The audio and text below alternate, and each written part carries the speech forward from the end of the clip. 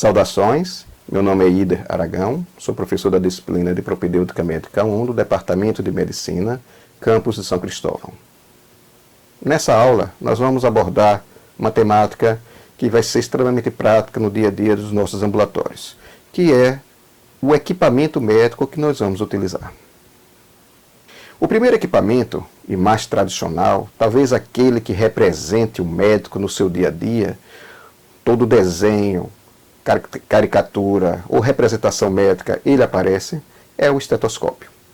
É um equipamento antigo, que acompanha o médico desde há muitos anos, e que tem uma função primordial, que é facilitar a ausculta dos nossos pacientes. Esse equipamento, ele não tem na sua origem este formato. Esse formato ele é mais moderno. A princípio, era um tubo que se comportava como um condutor rígido, curto, onde o médico aproximava e encostava esse equipamento na pele do paciente, e ele se aproximava do paciente, encostava seu ouvido na outra extremidade do equipamento e a partir daí fazia as auscultas necessárias. Isso daí gerava, principalmente na sua época de criação, muitos desprazeres, porque naquele momento os pudores eram extremados e despir-se para um médico era um ato não muito agradável.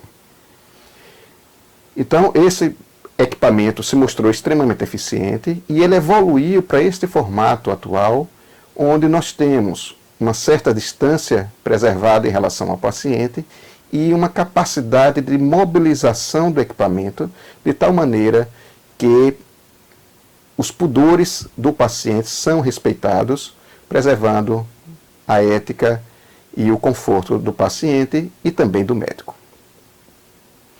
Existem vários formatos de estetoscópio, tá? Com um condutor, com dois condutores, com mola, sem mola, mas vamos apresentar o habitual para vocês, para que vocês entendam melhor. Esse é o equipamento tradicional, onde nós vemos as suas partes. Primeiro, as olivas, que são essas conexões que irão ser colocadas no conduto auditivo externo do médico. Essa oliva ela é composta de um material variável, podendo ser mais macio ou mais rígido, e ela deve ser escolhida de acordo com a individualidade de cada pessoa que vai utilizar o seu equipamento.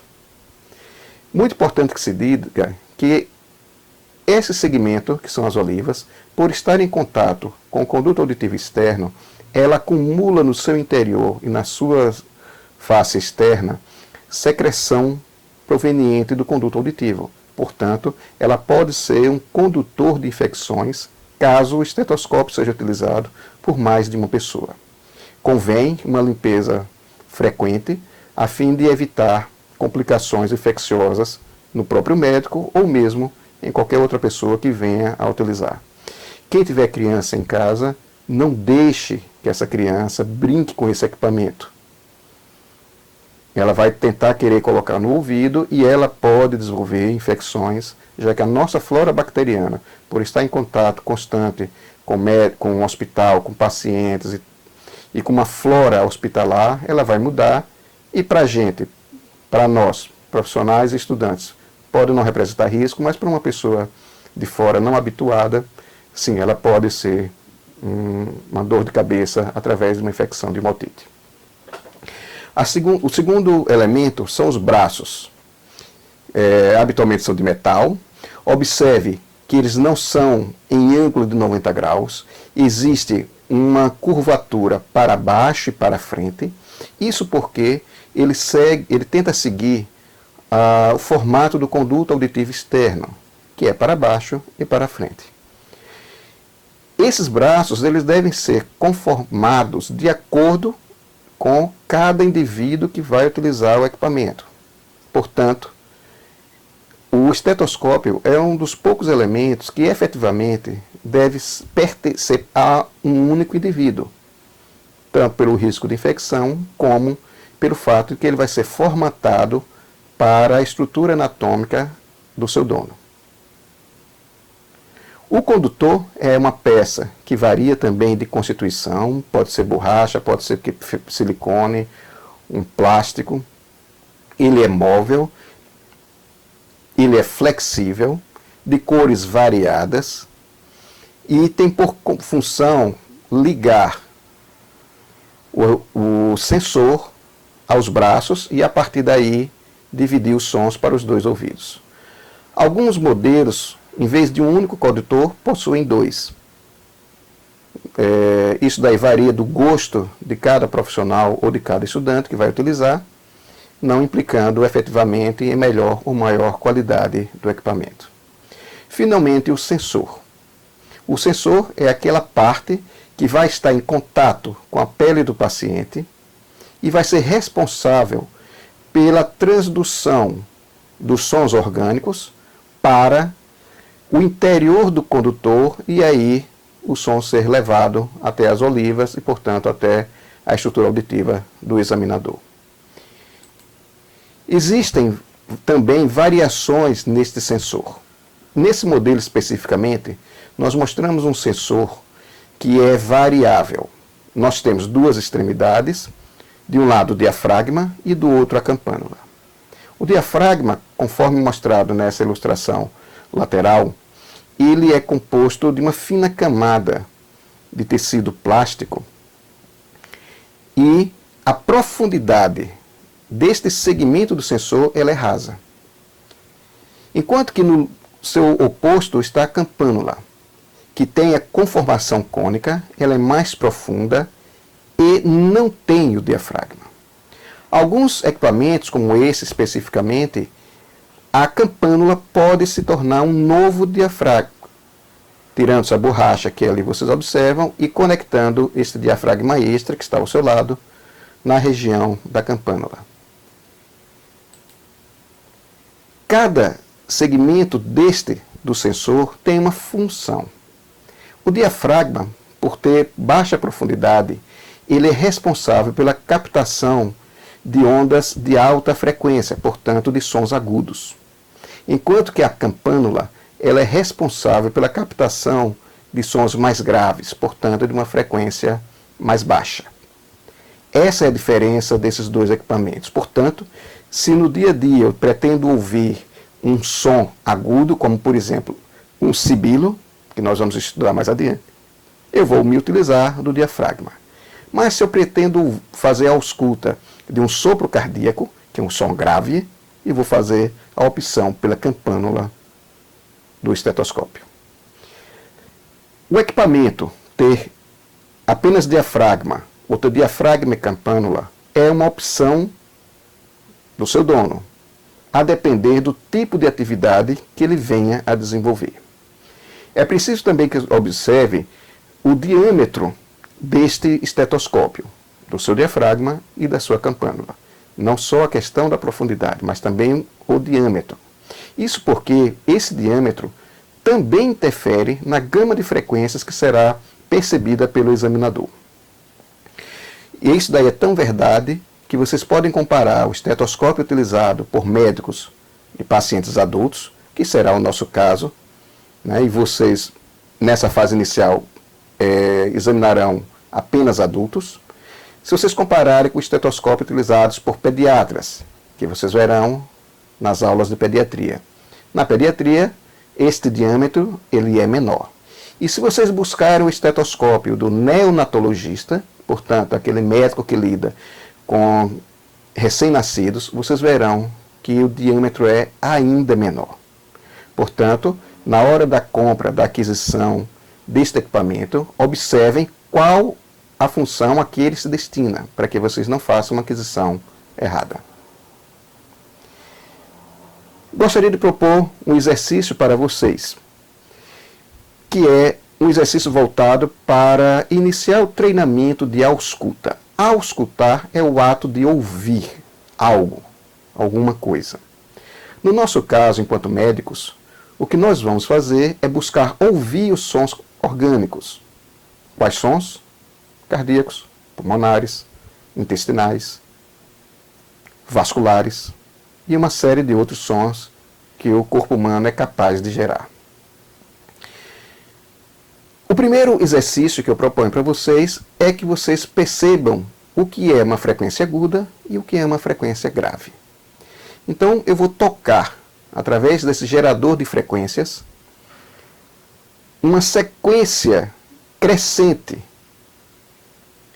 de hertz, saindo de 1 hertz até acima de 14.000 hertz, e vocês vão perceber que vai passar um tempo em silêncio até que vocês vão começar a perceber um leve ruído agudo.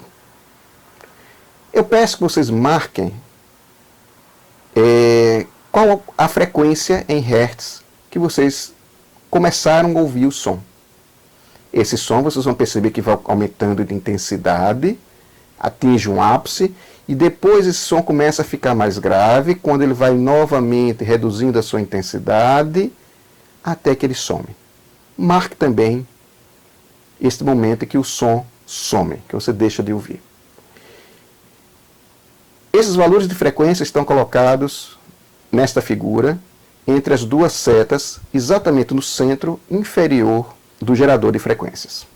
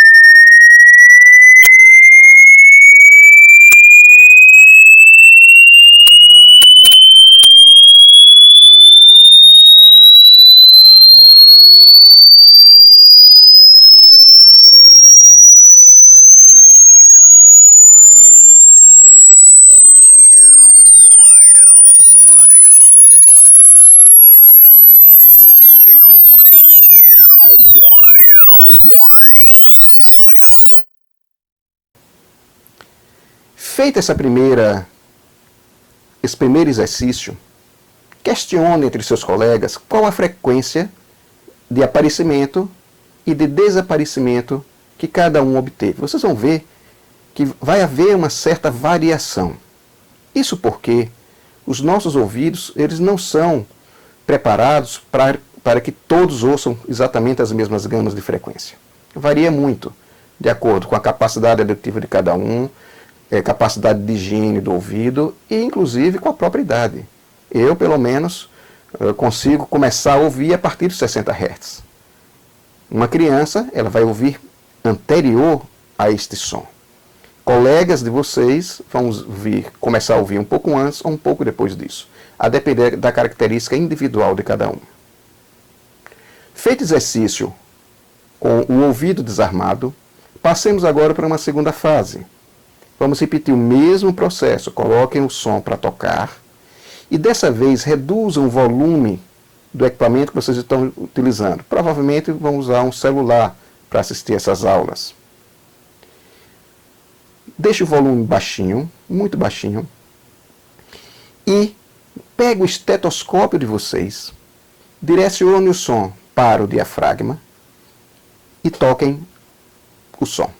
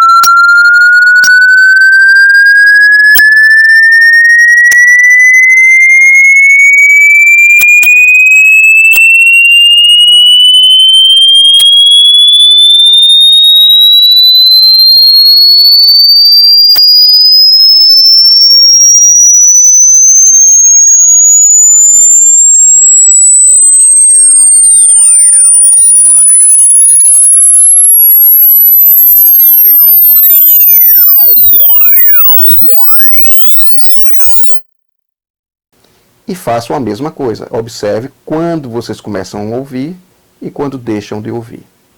Em seguida, mude o seu estetoscópio para a campânula e execute o mesmo procedimento.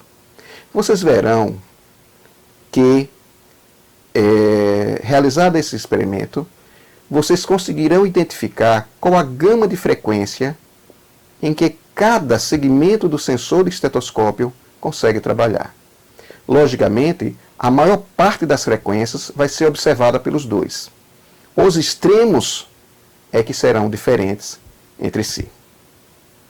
Um segundo exercício, agora, é vocês simularem uma ausculta. Vocês já sabem que são capazes de ouvir determinadas frequências. Só que, no organismo humano, os sons eles não vêm isolados. Portanto, quando eu vou fazer a ausculta cardíaca, ao mesmo tempo que eu estou ouvindo o coração, eu vou ouvir aparato respiratório, muitas vezes eu vou ouvir sons abdominais, posso ouvir sons vasculares e uma série de outros sons que porventura possam acontecer. Portanto, o equipamento sozinho ele não seleciona o som para que você escute. Ele capta todos os sons da frequência em que ele está apto a perceber. Então, essa segunda atividade, ela se propõe a que vocês comecem a treinar o ouvido para que isolem o som que vocês querem. Porque quando eu for auscultar um paciente, eu vou, no mesmo foco, eu vou ouvir o coração, eu vou ouvir respiratório, eu vou ouvir abdominal, sons de todas essas origens, porém eu vou isolar aquele que eu desejo ouvir. Então, o que vocês vão fazer é, escutem primeiro o som que vai existir aqui. Ouçam.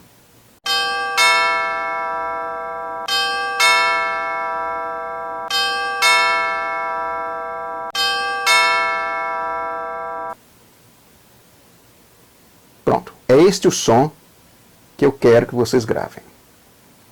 Feito isso, nesse som novo que eu vou tocar agora, cheio de diversas categorias sonoras, de várias origens, de várias intensidades, identifique o som que eu solicitei para vocês.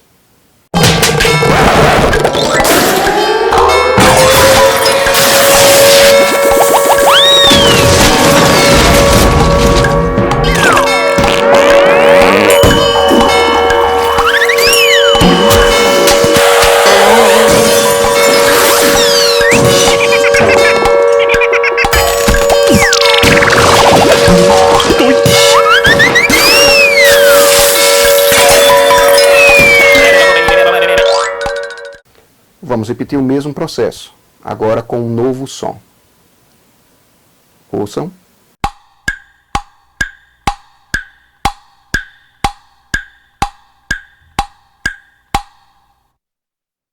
Agora, busquem este som nessa nova coleção sonora que eu lhes apresento.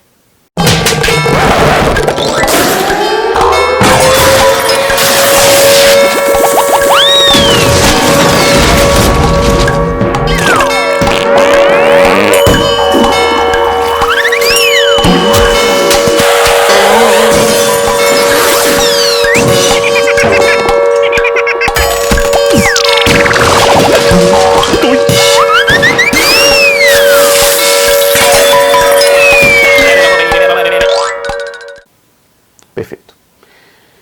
Bom, vocês podem extrapolar esse exercício, tentando identificar cada tipo de som que existe neste conjunto que eu apresentei. A segunda forma de vocês treinarem o ouvido é ouvir música. Ouçam a música. Tentem isolar a voz do cantor. Tentem isolar a voz do back vocal. Tente isolar cada instrumento musical. Faça isso continuamente para você começar a se educar na capacidade de ouvir o que você deseja ouvir. Lembrando que os sons que eu apresentei aqui são sons de alta intensidade. são fáceis de perceber. Os sons orgânicos, a intensidade sonora ela é muito mais reduzida. Muitas vezes são sons extremamente suaves. Então vocês vão precisar treinar o ouvido para perceber esses sons. Um segundo equipamento também de uso rotineiro é o tensiômetro. A sua função é a medição da pressão arterial do paciente. Ele é composto por uma cinta que vai ser colocado no braço, na perna, no antebraço do paciente, a depender do local em que se deseja medir a pressão arterial, por uma pera, que é essa estrutura preta mais rombuda, que é nada mais nada menos do que um balão de borracha mais rígida, uma válvula, que é essa estrutura ligada à pera, onde vocês vão permitir a passagem do ar ou a sua estagnação dentro do sistema receptor do ar, uma mangueira, que é também um condutor do ar, e a braçadeira, que no seu interior tem um colchão de ar. Esse equipamento vai ser colocado no antebraço, como eu disse antes, ou em qualquer outra extremidade. Vai ser insuflado o ar de tal maneira que no dispositivo de leitura vocês vão observar um ponteiro que irá sofrer uma flutuação do seu movimento, e é por aí que nós marcaremos o que seria a pressão sistólica e a pressão diastólica. O termômetro é um equipamento também muito conhecido por todos vocês. Daremos preferência ao termômetro digital, porque ele é mais seguro, com menor risco de contaminação do ambiente pelo mercúrio, em contraste com os antigos termômetros de vidro, que quebravam com muita facilidade e derramavam o seu conteúdo para o ambiente. E ele serve para medição da temperatura. Vamos fazer as medições em via axilar, não é a melhor via de aferição, na verdade é uma das piores, porém ela é prática e é muito rápida de ser feita, sem a invasão de privacidade do paciente e com normas de higiene que são muito mais práticas no dia a dia nosso.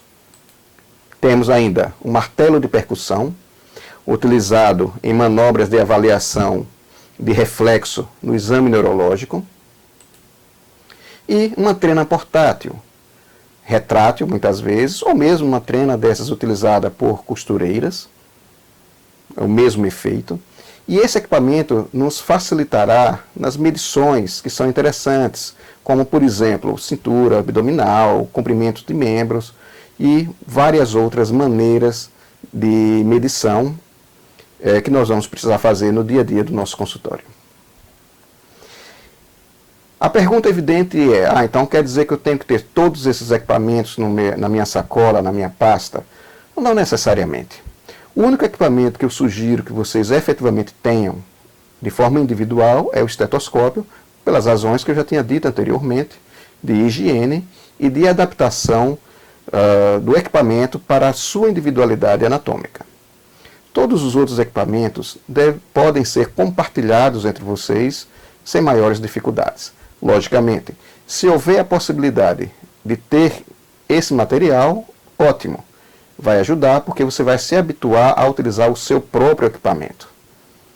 Caso não haja a possibilidade, não haverá problema, não será isso que irá impedir os nossos estudos a respeito da medicina.